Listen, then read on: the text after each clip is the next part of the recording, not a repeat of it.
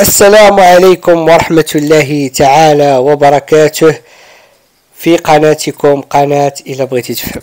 هاد الحلقة هذه هي حلقة كما كتشوفوا غادي نتكلموا على أزمة ديال الطلبة ديال الطب في المغرب اللي في الحقيقة دامت شهور وشهور، وغادي نحاولوا ما أمكن نعرفوا واش كاين شي حلول، واش كاين شي حل لهذه الأزمة أو لا مازال كاين هناك مزيد من التصعيد ومزيد من المشاكل.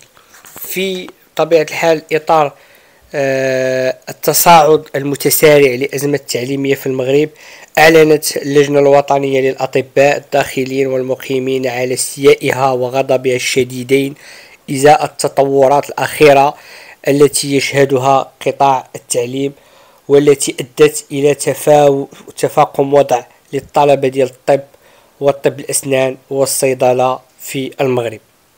وكذلك في بيان الصادر عن اللجنة أبدت استنكارها الشديد للممارسات الغير المسؤولة والمتعنتة التي تتبعها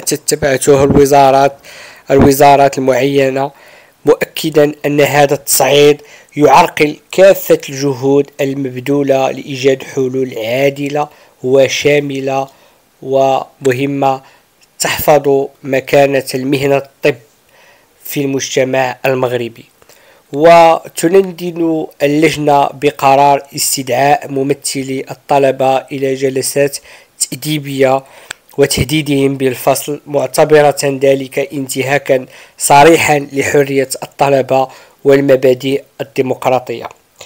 هذا من جهة، ومن جهة أخرى أقدمت اللجنة قرارات عمدات كلية الطب والصيدلة والطب الأسنان بالرباط والدار البيضاء بتفكيك وحل مكاتب الطلبة، معتبرة أن هذه الخطوة تمثل سوء استخدام الخطير للسلطة. تأتي هذه التطورات بعد شهور من الاستمرار الأزمة داخل كليات الطب بالمغرب، نتيجة لمقاطعة الدروس والامتحانات من قبل الطلبة، حيث اتخذت وزارة التعليم العالي والبحث العلمي والابتكار قرارا بحل مكاتب الطلبة ومنع أنشطتها. وفي سياق أرسلت الشبكة المغربية للتحالف المدني للشباب مراسلة رئيس الحكومة تطالب بالتدخل لحل أزمة طلبة الطب، مشيرا إلى أن تقليص السنوات الدراسية وعدم التجاوب مع المطالب الطلبة هما السبب الرئيسي وراء تفاقم هذه الأزمة والتصاعد في كليات الطب بالمغرب. تعبيرا عن قلقها، دعت الشبكة إلى فتح قنوات الحوار الفعالة بين جميع الأطراف بإشراف رئيس الحكومة للتواصل إلى حلول شاملة ومستدامة وتحفظ جودة التعليم الصحي وتعزز التواصل والتعاون.